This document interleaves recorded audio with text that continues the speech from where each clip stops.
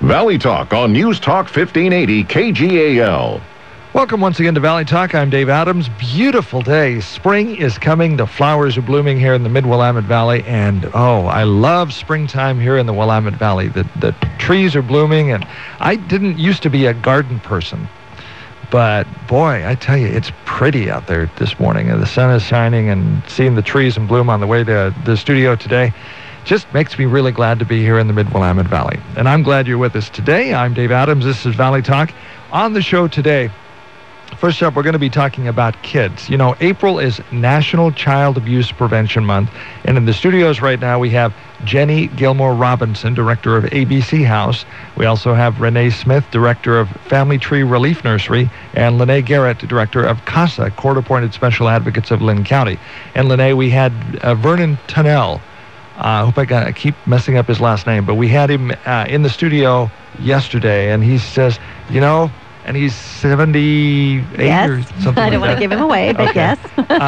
He says, I'm sure he's okay if I say this, I'm just a crazy old man who loves kids. And I said, Vernon, we need to be more like you. Yep. And and at the very end of the show, he was, I just love kids. Love kids. He does. He has been an advocate for 12 years, if we count the year he tried to be in retirement. And he's been a powerful voice for kids. Tried to be in retirement. Correct. And there was a call for help. He came and he responded and answered, and he's still doing it. Yes, that's true. 11:30 to noon, Will Summers from Worksource, Oregon. We'll take a look at the local job market situation. If you're looking for work, where are the jobs now? And maybe some tips on how to help you locate one if you are one of those folks that are looking for a job. And that'll be coming up 11:30 to noon on Valley Talk today. If you have an idea for a topic on the show, let me know. Send me an email at dave@kgal.com, and we'll see if we can schedule some guest on Valley Talk about that. As always, we're giving away a $10 gift certificate for Quiznos in Albany, next to Novak's Restaurant and across the parking lot from the former G.I. Joe Sporting Goods location. $10 gift certificate. You can apply or submit entries 3 different ways. You can either email me, dave@kgal.com, put Quiznos Taste on Us on the subject line, or call the station at 926 or 451 KGAL. So that's for Quiznos Taste on Us. We also have a couple of passes here for golf. Golfing certificate for Golf Club of Oregon. This is on Spring Hill Drive in Albany. 18 holes for senior 62 over or junior adult 18 to 23. These are not valid for leagues, tournaments, but otherwise have fun. 18 holes of golf. I have 2 passes, and we will give those to the first person that either calls the station and says golf or sends me an email at dave@kgal.com, puts golf on the subject line. So we have the Quiznos and the golf here on the program today. Thanks for listening to Valley Talk. We are excited about having Jenny, Lene, and Renee here on Valley Talk today. April is National Child Abuse Prevention Month, and we have 3 different organizations. We were talking before we went on the air, and one of the things that really pleases me is to see different organizations coming together like we are here and talking about how we each have different unique giftings or callings to help kids, but we're working together. Because what can happen now is that the revenue sources for all of these agencies are getting a little bit lower. The competition for funding is getting a little bit more, shall we call, intense, and the competition among different agencies can get sometimes severe. So it's really nice for me to see agencies working together for the common good of helping kids.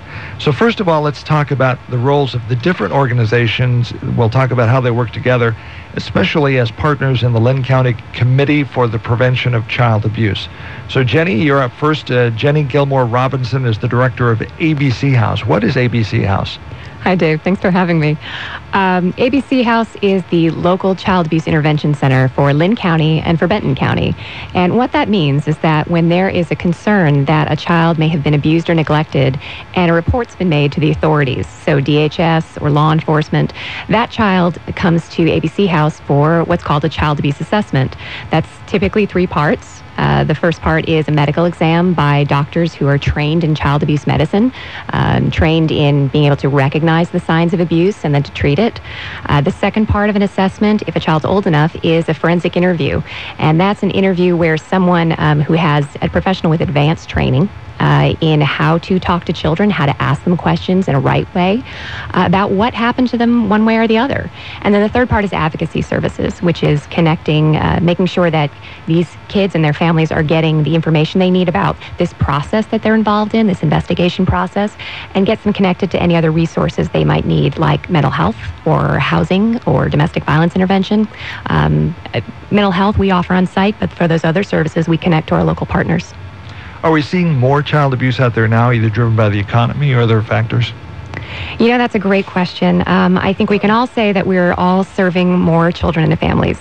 Last year, ABC House served 661 kids, and that was a 9% over the increase, a 9% increase over the year before. But there's a couple of reasons for that. There is definitely the concern that whether or not abuse is increasing, but on the other hand, the more children that we actually are seeing coming to ABC House, that means more children are getting services. I think a large part of that is, as a community, we're getting better at recognizing the signs of abuse and then doing something about it, making that report to DHS or law enforcement. So as the numbers go up, it feels scary, but on the other hand, it's also a good thing, because this means more kids are getting the services that they need. So there's a possibility that we're seeing more of it being reported. There may be more occurring because of economy. You know, families are under more stress because mom and dad are not working, fights in the home, maybe dysfunctional families are being pushed over the edge a little bit, and then kids are getting hurt. So we're seeing, I'm sure, some of that. But we're also seeing maybe instances that were not being reported before are being reported now?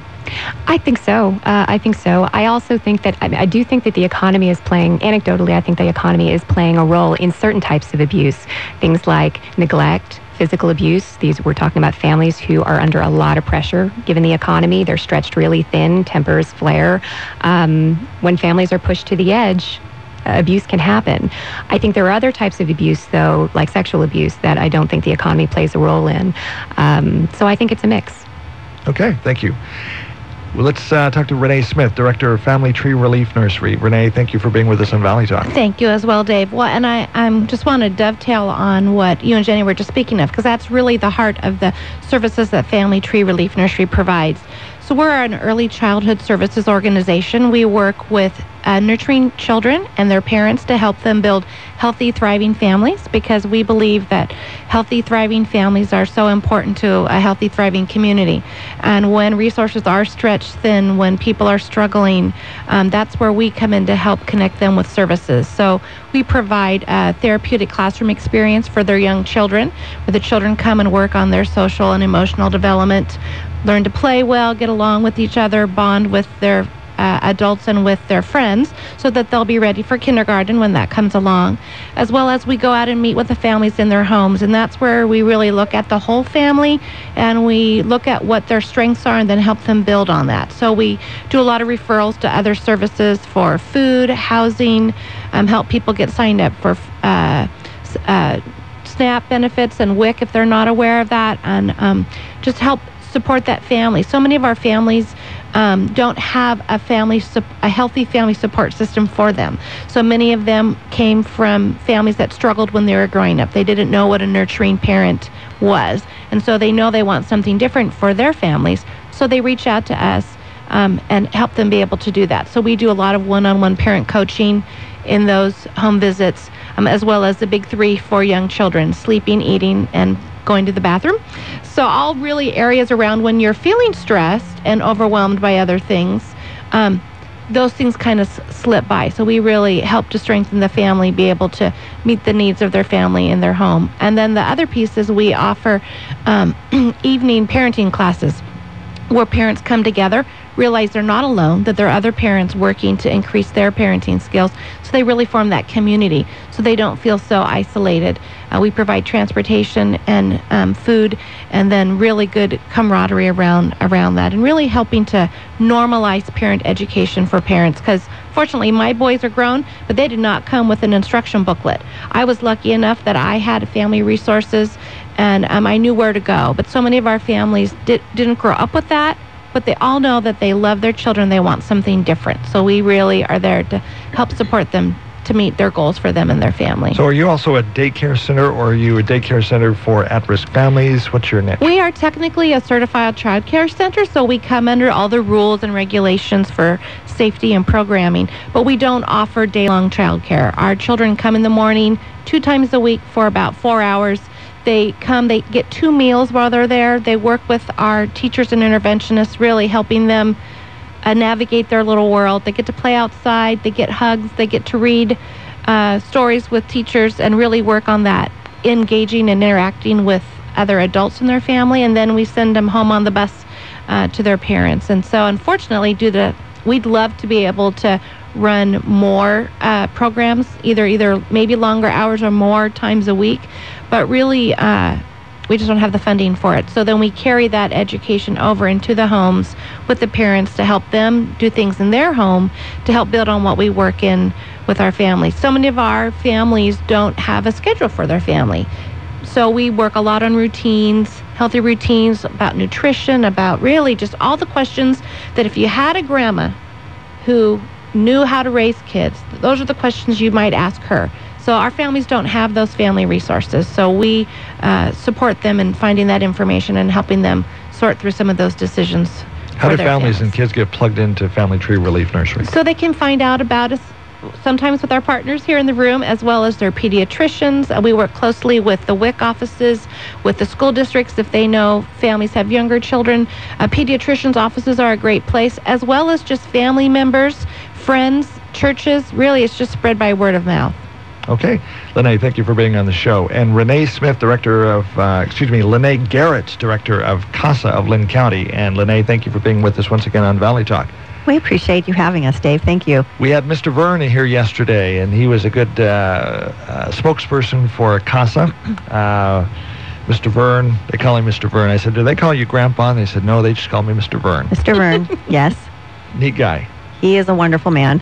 Talk to us about CASA. I am happy to talk about CASA. CASA is court-appointed special advocates. We are volunteer-based. Our volunteers are trained to advocate on behalf of abused and neglected children who have become involved in the court and child welfare systems through no fault of their own. These are kids who actually are living in foster care, have been placed in the custody of the state to ensure their safety. And our advocates are appointed early on in the case, and they stay with that child throughout the life of the case. An average case, unfortunately, for most kids is about 2 years. And without that consistency and continuity of the CASA in their life, they're left to pretty much navigate through legal and child welfare systems on their own. Many of them move from foster home to foster home, oftentimes having maybe 3 foster homes within the first 6 months of being in care, and that's for a whole variety of reasons. But the CASA becomes that consistent person in their life who knows who they are, who gets to know their needs, and that comes about because we're a state-mandated program. Not necessarily a state-funded program, but a state-mandated program. And that mandate is for us to do 4 things. And the first one is to investigate the situation surrounding the child, not whatever crime was committed by their parents that got them into foster care, but just about the child. And then to advocate for that child's needs in the court system. So our volunteers go before the judge, and they share with the judge what they have come to learn about the case. They advocate within the child welfare system, the educational system, with doctors, attorneys. So they really become that big voice for the child. We're to monitor, and that monitoring actually is to ensure that DHS, so child welfare, and the court, as well as the attorneys appointed to the parties, are fulfilling their obligations to the child and family. And then we're to facilitate, and that's where some of the other agencies come involved with us, is in that facilitation piece and just ensuring that kids are getting what they need. Do they need dental care? Does their family need the services of the Family Tree Relief Nursery in order to begin to heal and learn appropriate parenting, give them some tools so that their kids can be returned back to their care? Ideally, that's what we hope for, is children and families being reunited. When that's not possible, our volunteers stay with the child until they have a safe and forever home or family. We currently have, we have 86 active volunteers. Last year we actually had 94 serving children throughout the year. We serve 226 children, There were 188 children who never received the voice of a CASA. They're on our waiting list, so we always are in need of volunteers. Right now we have 182 on the waiting list. So these are children who are living in foster care or not living with their family and would really like to have a CASA to be in their corner with them. One of the challenges that these organizations and others need is more funding and more volunteers to help. We're going to talk about that. We're also going to talk about the Linn County Committee for the Prevention of Child Abuse. Then I'm also told that there's, how should we say, some misconceptions or misunderstandings about how you three organizations work together. And we're going to clarify some stuff here in just a moment. This is Valley Talk, and we will be right back. Every day I wake up at 5 to give Dad his medicine. Every day I wake up at 5 to give Dad his medicine. At 6 I make his breakfast. Every day I wake up at 5 to give Dad his medicine. At 6 I make his breakfast. At 7 I shower. Every day I wake up For those caring for a loved one, we hear you. That's why AARP created a community to help us better care for ourselves and the ones we love. Visit aarp.org/caregiving. Brought to you by AARP and the Ad Council. Around here, we take refreshment pretty seriously. How else do you explain the coffee cart in front of the coffee shop next to the other coffee shop? And we all know those mental reboots can cost. But at McDonald's, whether you want a soft drink or a coffee, you can refresh for just $1. At McDonald's, you can get any size ice-cold soft drink or any size rich premium roast coffee for just $1 every day. It's more value to love. Perk up for $1? Now that's what I call refreshing. A la carte only. Price and participation may vary.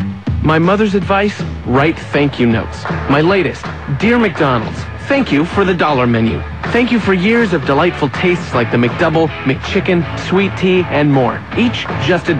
Best regards, Billy. And I dot the I with a heart. Every day, as always, there's a lot to love for a little on McDonald's dollar menu. And for a limited time, try the new hot and spicy McChicken. Tender, juicy chicken with a crispy, spicy coating. At only $1. It's spicy, not pricey. At participating McDonald's. Business owners and managers, the Lebanon Chamber Biz Expo is Tuesday, April 16th. Now is the time to order quality promotional gifts from Gateway Imprints. For a limited time, pay just $75 for a 2-color 3x5 banner, or just $40 for 500 glossy single-sided business cards, and save 10% on printing your brochures. For more ideas, check out gatewayimprints.com or look inside the big cream and blue llama building at the corner of Ash and Park Streets, Lebanon. Gateway Imprints, imprinting the seeds for success. Deep clean, squeaky clean, that's what you want for your home and business. TM Janitors has been providing just that for years throughout the Mid-Valley. Glowing reports from Paloma, North Albany, Corvallis, Lebanon. Happy, satisfied clients. Great value, too. A fraction of the price of the national franchises. Get a quote from TM Janitors today. Mention this ad and get $50 off your initial deep cleaning. Call now, TM Janitors, 570-9711. Make a note, TM Janitors, 570-9711. If you're looking for a place to network with employers and set the stage for a rewarding career in the future, then this is the event for you. It's the LBCC Career Fair, Thursday, April 11th. Explore career opportunities with some of the region's top employers. Learn about LBCC programs and training opportunities. Visit with agencies that provide services to job seekers. And attend free workshops to enhance your job search. If you're searching for a job or looking to move up in the workforce, don't miss the annual LBCC Career Fair on Thursday, April 11th. Clarity over agreement. Expected from Dennis Prager, weekday mornings at 9 on Smart Talk 1580. Welcome back to Valley Talk. In the studios today, we're talking about kids. Jenny Gilmore-Robinson, Director of ABC Houses in the studios. Renee Smith, Director of Family Tree Relief Nursery, is straight across the table from me. And Lene Garrett, Director of CASA of Linn County, also here in the studios. We do want to remind you that April is National Child Abuse Prevention Month. Talk more to these lovely ladies here in just a moment, but we do want to remind you that we are taking entries for Quiznos Taste on Us.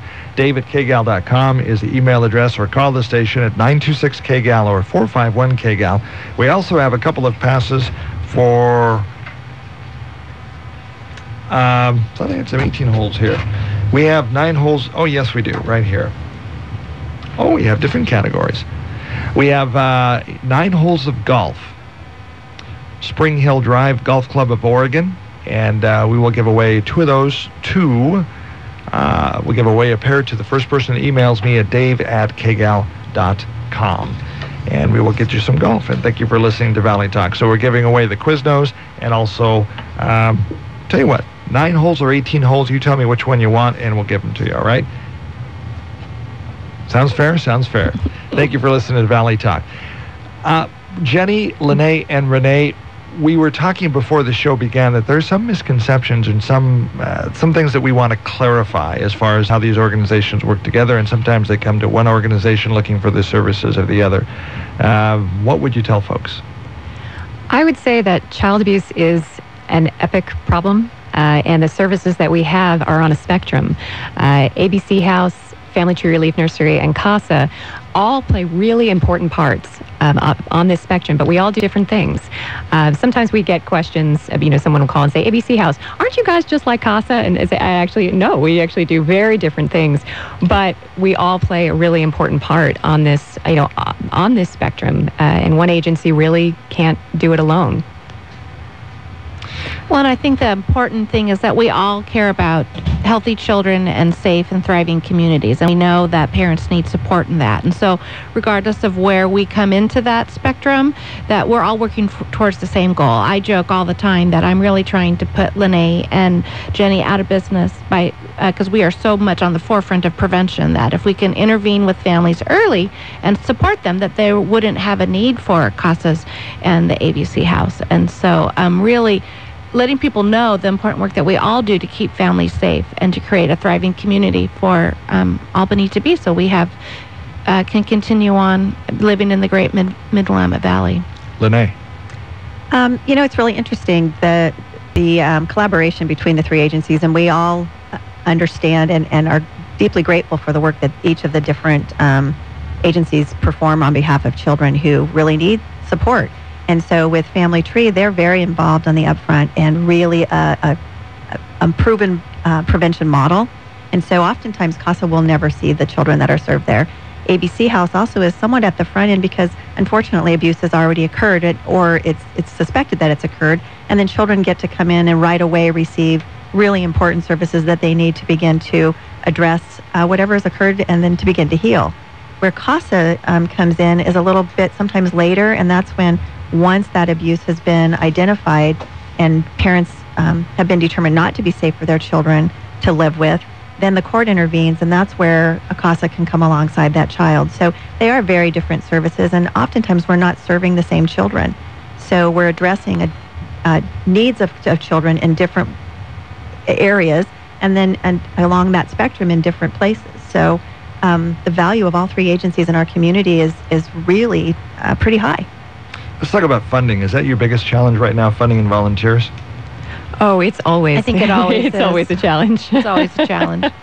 But yes, especially in this economic climate, I think we're all seeing that, there's a real challenge for more money to get in, of course, to be able to, because the numbers keep going up. The numbers of children that we're serving keep increasing, but unfortunately the resources available to us are not. Grant amounts are going down, donations are going down, state funding, absolutely. So Jenny, with ABC House, where do you get your funding from? That's a good question. We actually don't receive any tax dollar funding. I wish we did. Any state funding that we do get, we can apply for state grants every year, but unfortunately, though, the amount of those grants has been going down since 2007. Most of where our funding comes from is we get creative with grant writing and fundraising. To a small extent, about 13% of our budget, we can also, for some of our services like medical, like the medical exam or counseling, if a family does have private insurance, we can bill that insurance. But we see children regardless of their ability to pay. So if a family doesn't have insurance, we'll see them anyway. So I would say there is a little bit of the reinsurance reimbursement, but mostly these days it's a lot of grant writing and a lot of donations. So you do see clients that don't have the ability to pay, but is that differential getting bigger? Yes. Oh, definitely. What we're seeing is a huge increase in the number of families who either have no insurance or are on Oregon Health Plan. And while I'm thrilled that they would have any access to insurance at all, the challenge with Oregon Health Plan, of course, is they also have limited funds. So the cost of actually providing these services, the reimbursement that we receive from Oregon Health Plan is really pennies on the dollar. So is the gap getting bigger? Yes. Oh, definitely. We're seeing... Are we at a critical phase yet, or just really getting concerned? I think we're always concerned, but I think we're going to keep serving. We haven't had to come to where we would have to cap the number of kids that we see, although there are some child abuse intervention centers in Oregon that have had to do that, where they've had to say, we're going to see this number of kids a month, and then that's it. ABC House hasn't had to do that, and I hope that that won't be something we have to do in the future. At this point, we just keep stretching things as much as we can. What about volunteers? Volunteers are great. And I think we are so fortunate to have the ones that we do. Most of our direct services, unfortunately, have to be done by people with advanced training, so medical doctors, forensic interviewers, but we do have some fabulous volunteers in advocacy as far as providing support for the child and family while they're in the waiting room and answering questions. We also have terrific volunteers as far as helping us raise awareness and helping us bring these funds in. So for our fundraising events, things like that, we have people who make quilts. Every child who comes to ABC House receives a quilt as a thank you for spending time with us and letting them know that their community cares about them. Every single one of those quilts is made by a volunteer. They're all handmade. They're all unique. So I think I can speak for all of us that we can use volunteers, the skills and the talents of volunteers in just about any way possible. Agreed. So if people are interested in getting involved, just contact us. Renee, Director of Family Tree Relief Nursery, let's talk about those three areas. Where's your funding come from? Is the gap getting bigger? What about volunteers? So relief nurseries are funded partially through state and then private dollars as well. So we received some funding from the Early Learning Council, and we're part of the governor's new early childhood movement. We're really looking at how we spend money in early childhood and being able to make sure those resources go to proven programs. And so we've been fortunate to be a part of that. We also are charged with raising a 25% cash match for our services. So we do that through local donations as well as grant funding. We also have some ancillary service programs that we work in partnership with Child Welfare, where we help some of those children and families that Lene was talking about earlier to be able to reunite families and build parenting skills. So we receive contract dollars to do that. That helps our bottom line. But the majority of our dollars comes from individuals just like you that care about children and families in their community. All of our services are given at no cost. And we rely on volunteers a lot to come into the classroom and be present with children, to help answer our phones, to help write newsletters. We've got one back putting stamps on a mailing, and so we really use volunteers in every area because it helps us leverage those state dollars that we receive to go even farther. I think that our organization, because of the long years of hard work that relief nurseries have done across the state, we find ourselves in at least a neutral position around funding. We are thankful that the governor recognized the good work for a low cost that our program operates with, so that we've been recommended with additional funding through the state this year to meet our waiting lists and people that are just waiting for services. So I don't feel guilty, because I know it's been hard work to get those strong outcomes for children at a very cost-effective rate. So we feel like we're in a strong position going forward, but there's never enough funding. We have, over 75 families on our waiting list. And is the gap getting bigger? Yes, it is getting bigger. And critical? Yes. Really? Yep. Okay. We're running short on time, so let's move to Lene. Okay, 3 questions. Where's your funding come from? The gap between income and expenses getting bigger? Are we at a critical point now? And then volunteers need more. So I'm going to say that we aren't at a critical place. CASA Linn County has grown so much in the last 3 years, and that's really because this community has stepped up and said they're going to make children a priority and invest in their safety and their opportunities to succeed. So about 20% of our funding, just a little under, comes from county and state funding. We have about, honestly, 40 to 50% in that range that is community donations and fundraising efforts. We receive a small amount from United Way, which is really, really helpful and helps cover some of those gaps. And then the other is grants. So it's a constant effort to continue to bring in the funding. But at the same time, we are so appreciative of what the community has said to our agency in regards to, and actually to the others as well, in regards to the priority that they're giving for kids. We're all nonprofits, and it's interesting how we have the opportunity to really operate in a unique and thrifty way. I have an employee who will actually tell people when they drop a paper clip, oh my gosh, pick that up because I'll bend it back into shape. We're a nonprofit and we save every dollar here. So it's that investment of dollars and utilizing every penny in the best way that you can. And I think we're all really good at that. And it's worth it because at the end of the day, we know that a child's been saved, a child's been helped, a child has an opportunity that they wouldn't have otherwise had without our services. And I think, Dave, just circling back about my thought about critical is really what Lene just said is why it feels critical. You know, we're strong, we're in a good position with our funding, but there's always so many more children in every one of our organizations that could be served. And so in my mind, that's why it's critical, because we live in a large rural county. It's hard for families to get to services, and there is a critical need out there for all the families that none of us are able to reach. One of the things that I've run into in running ministries and business and been on the boards of some nonprofits is what I call the 20-80 rule, and that's 20% of the people do 80% of the work, and then the 80% of the people that are hanging back thinking they're not qualified or don't want to get involved or whatever, or it's somebody else's problem, they look at the 20%, and some of those 20% get burned out, and so the 80% look at the 20% and say, boy, I'm not going to look what happened to them. They just got burnt out, and I don't want to go there. The problem with that is if you don't engage, then you're not part of the problem. And I'm a firm believer that you're part of the answer or you're part of the problem. So I'm speaking right now to the 80% of the people that are hanging back. Maybe they don't think that they have the skill set to get involved. Maybe they don't think they're smart enough. Maybe they don't think that there's something that they're lacking, or maybe they just are afraid to get involved. There are people that are afraid to get involved. They are afraid. They don't want to stick their neck out, so to speak. But as we are reaching the stage that we are in funding from the state, federal government, whatever, in the old days when the federal government had lots of money, you could always go to the federal government for money. If you've seen the latest federal budget deficit clock on the internet, you know that that's not the truth. So 80%, we got to pick it up. We got to step out. We got to get involved. We are all part of this thing called the human race, and we all need to get involved to help kids and to be part of the solution. We have a few more minutes left. Let's talk about the Linn County Committee for the Prevention of Child Abuse in just a few minutes. Who would like to talk about that? I'll do it. Go ahead. So I think what you just said is the Linn County Committee for the Prevention of Child Abuse is the perfect vehicle for people who are afraid, don't exactly know what to do.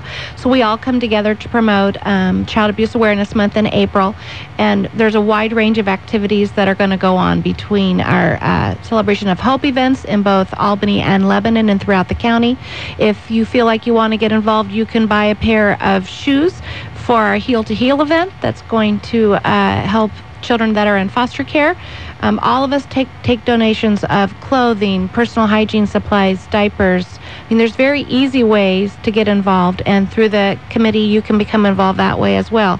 Or if you want to play a more direct role in really looking at the needs of our community and how to mobilize citizens to care, that's the other really great thing about the committee. It's just a group of cared, concerned citizens, some everyday people as well as agencies that come together to say, hey, we care about kids and families in our community, and what can we do to make this be a better place for those people to live and thrive. Okay, let's finish this up. Jenny, Gilmore-Robinson, Director, ABC House. How do people contact ABC House? They can visit our website at www.abchouse.org or reach us at our phone number, which is 541-926-2203. And Renee Smith, Director, Family Tree Relief Nursery. They can call Family Tree at 541-967-6580 or find us on our Facebook page. Lene Garrett, Director, CASA, Linn County. CASA, you can go to our website, which is CASA, LinnCountyCASA.org or 541-926-2651. And when we continue on Valley Talk, first of all, Jenny, Lene, and Renee, thank you for being with us on Valley Talk. Two of you have been here before. Jenny, this is your first time here on the show. Hope to see you again as we talk about kids and what you're doing to help them. We'd love to. Thanks very much, Dave. Thank you. And coming up next, we're going to talk about jobs in Linn County, Worksource, Oregon. And Will is in the studios. We'll be talking to him in just a moment as Valley Talk continues. The Osgood Files, sponsored by Sage, software and services for your small and mid-sized businesses. Believe in your numbers. To learn more, visit sagetoday.com. This is Dave Ross in for Charles Osgood. Do you have a right to drive anonymously? And these are the cameras up here. Right. There's 2 for the incoming lanes and 2 for the outgoing lanes. More after this from Charlie. One challenge that businesses have to face every day is the U word, uncertainty. You can't afford to be uncertain about your office space. That's why a Regis office makes sense, like the one I visited in New York City. your beautifully furnished wired Regis office can be ready when you need it.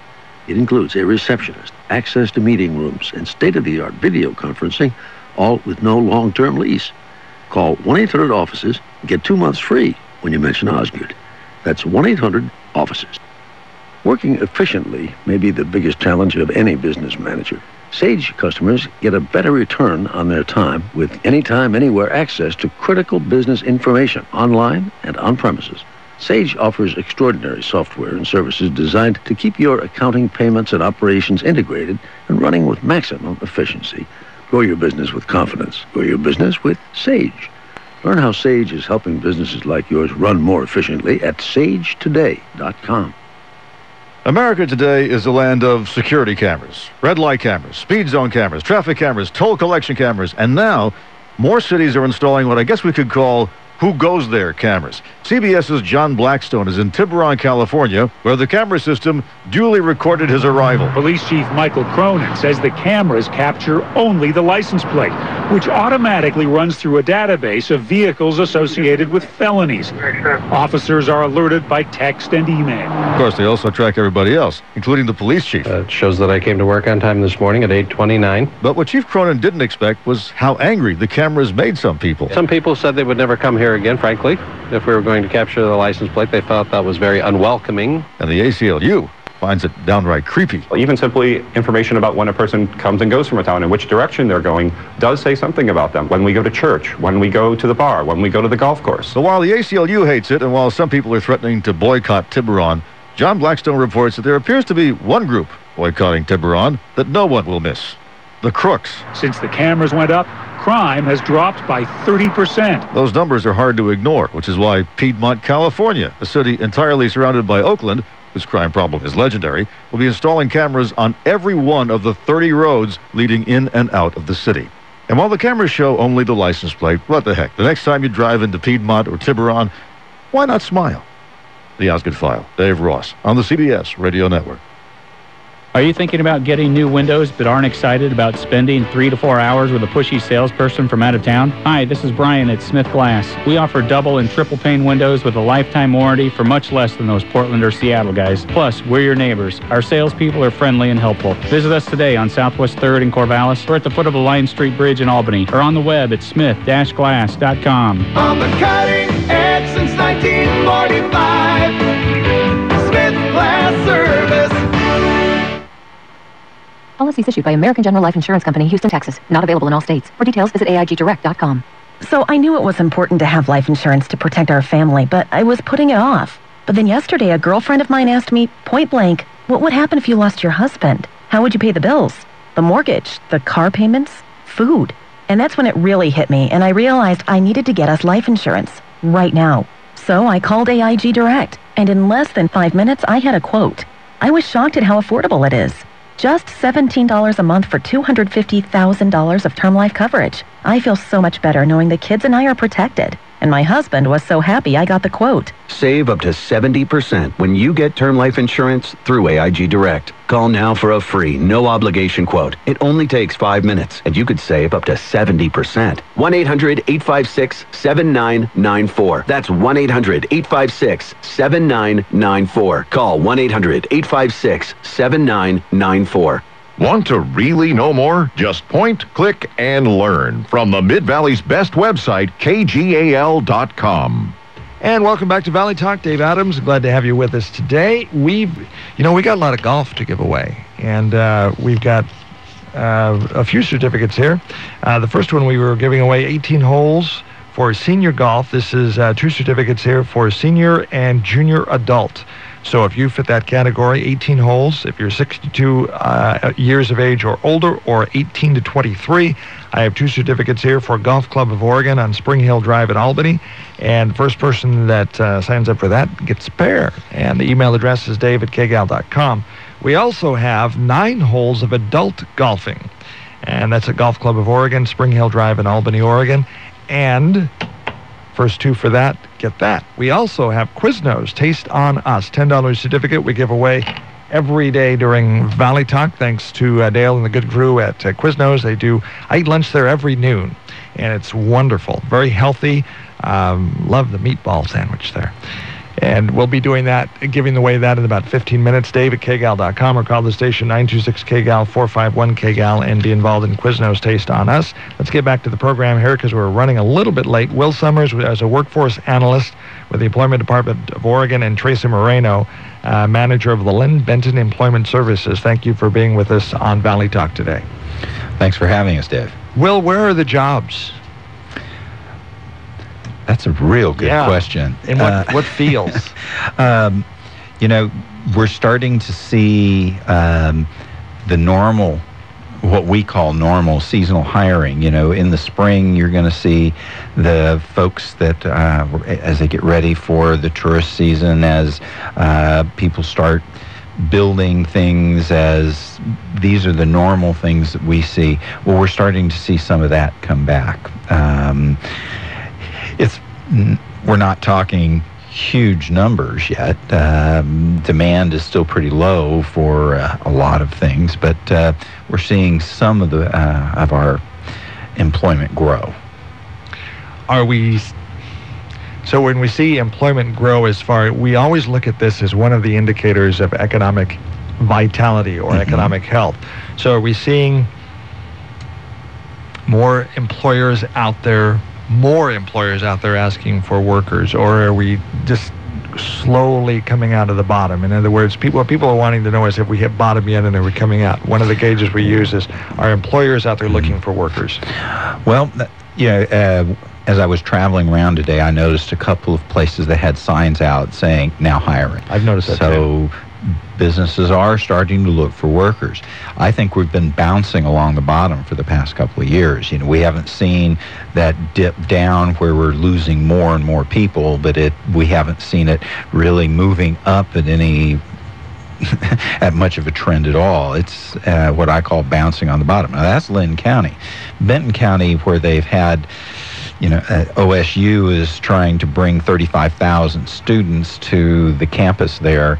Well, they've got lots of building going on because they're trying to build enough houses for all those students. And the university is trying to build more buildings to teach them in. And so you've got lots of things going on. And with the number of students they have now, which is, I think, over 23,000, you just don't have a whole lot of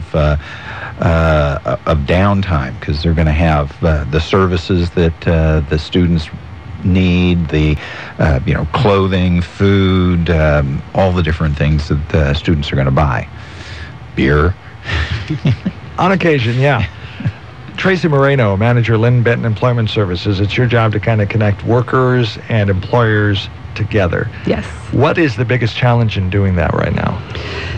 Right now, the challenge, I think, is finding the job seekers who have the skills that the employers are looking for. So, what skills are they looking for? Well, it depends on the industry. It depends on the industry and education level. There's a lot of health services, for example. Right now, there are a lot of openings in health services. I don't think Will mentioned nurses, doctors, radiologists. What? Yes. Okay. Yes to all of the above. It's in healthcare. It depends on the season. Depends on what their needs are right now. I can't say that they need nothing but nurses, but they're always looking for CNAs. They're always looking for those entry-level positions because there's turnover there. As you get into the nursing positions, it depends, different shifts, different specialties. There's such a broad array of occupations that are in that, in the health services, that it's, pinpointing, saying this one, that's the one you need to go for. If you're going to be looking for a job there, or you're getting trained there, it's good to know what's in the industry, what's the need, and what's going to be the need in the future. And nursing is one, techs, the whole 9 yards, but not all at the same time.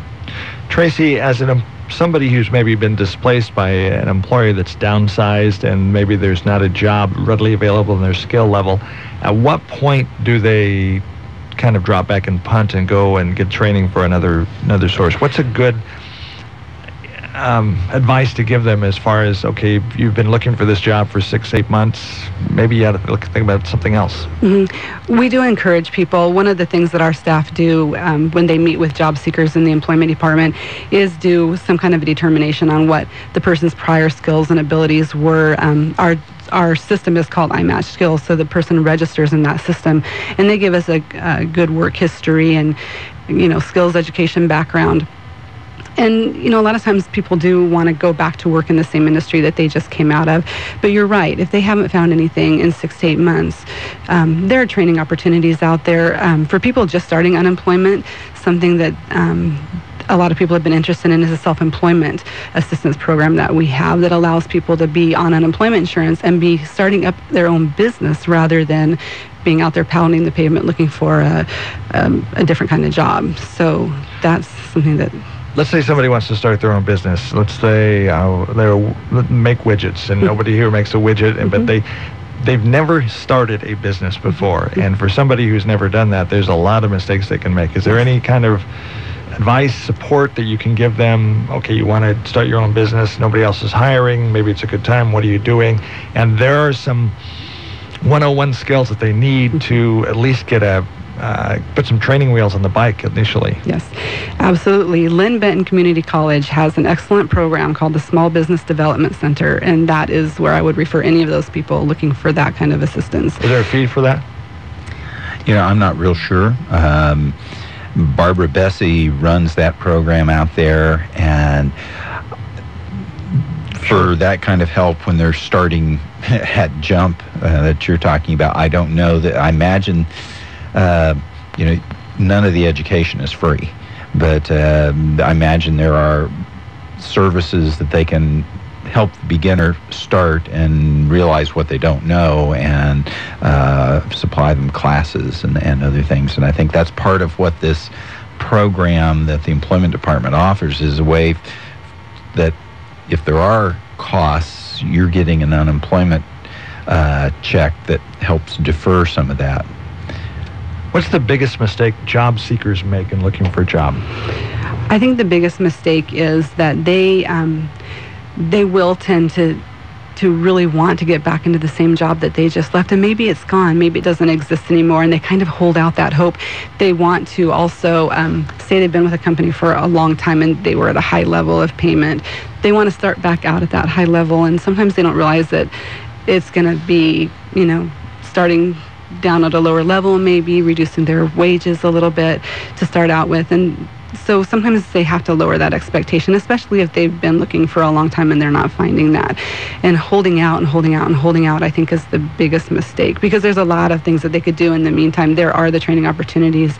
There are programs like on-the-job training programs that employers and job seekers can tap into that are provided through different agencies, like our partner agency is Community Services Consortium here locally, and they run programs like that. So one of the things that I found very interesting, I was doing a man-on-the-street interview in Bend, Oregon before I came over here, and there was a guy with a sign out on the street begging for food. And so one of the things I like to do is just go out and talk to people on the street. What's going on out there?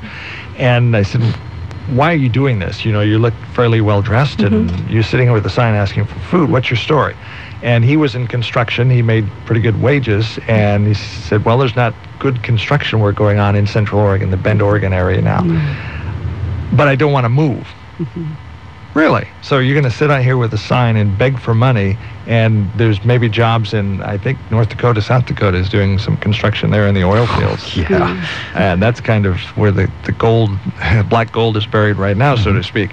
So I said, why don't you move there? Well, I like living here in Central Oregon. I don't want to leave. So, okay, you're going to sit out here with a sign and beg for food when there's jobs over in North Dakota. How's that working for you? Do you run into that kind of thing? Absolutely, and that's exactly what I was talking about. People want to keep that expectation of being able to go into the same kind of job that they just lost. And And for a lot of people, it just doesn't exist anymore. The timber industry is a huge example of that. You know, a lot of people had to have retraining and look for different jobs, and a lot of people started out at wages way less than they used to make in the timber industry. So that's a perfect example. Eventually, you have to move on. You have to find something else that you can do. You have to, the terms that come to mind are new normal. Yeah. Just get on with it. And the important thing to know is that there are programs that can help you. There's, you know, when you come to visit our staff, we look at your skills and your abilities, and we can help you determine, you know, what route might be the best for you to take next. And, you know, we'll sit down with people and kind of go over that with them, look at what you've been doing for your job search and what you could be doing. You know, we do workshops and things like that to help people. Talking to Tracy and Will with Worksource Oregon, and we'll be back on Valley Talk here in just a moment. Going out to lunch at a nice restaurant can be expensive, and the big portions put you more in the mood for a nap than a productive afternoon. Mama's Fine Italian to the rescue. The small appetite senior menu is just right. Anyone and everyone is invited to order from the Light Appetites menu for lunch from 11 to 4 p.m. with tasty entrees beginning at only $3.95. Why go hungry or go anywhere else for lunch? Eat healthy, eat light at Mama's. Closed Sunday and Monday, so make the most of Tuesday through Friday and join your friends at Mama's for lunch. Dinner only on Saturday. Mama's features charbroiled steaks every day. Make reservations for dinner or pick up a bottle of fine wine. Seating is limited, so please call for reservations. 541-451-5050. That's 451-5050. Mama's Fine Italian and Wine Shop on West Oak between Main and 2nd in Lebanon, across from the Big Blue Napa Auto Parts building.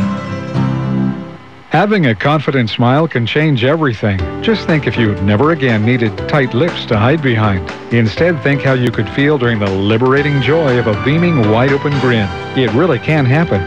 Just call Dr. Dennis Clark and ask about Invisalign, the clear alternative to braces. Invisalign straightens your teeth with a series of clear, customized, removable aligners. If it weren't for the remarkable way they were transforming your smile, you'd hardly even notice them. And even though Invisalign aligners are virtually invisible, they can always be removed for eating or special occasions. Dr. Dennis Clark has been serving Mid-Valley residents since 1981. And that's why the Mid-Valley is brighter, happier, and yes, healthier. Whether you have crooked or widely spaced teeth or overbites, Invisalign treatments can help alleviate periodontal diseases and painful jaw and joint problems. For a free consultation about Invisalign, call the Laser Dentist, Dr. Dennis Clark in Lebanon at 541-451-1440 or toll free at 866-351-5453. When you think of the American way, what comes to mind? Hard work, determination, pride in a job well done? We think all these things are part of the American way. And at Beggs Tire and Wheel, they practice these beliefs every day. They work hard to earn your business and your trust. They offer quality products like Cooper Tires. Cooper Tire has been building dependable tires since 1914. Cooper is an American-owned company that takes pride in crafting tires that will work hard for you. Call Beggs Tire and Wheel in Albany at 967-TIRE. Life's a road trip. Come on, let's go.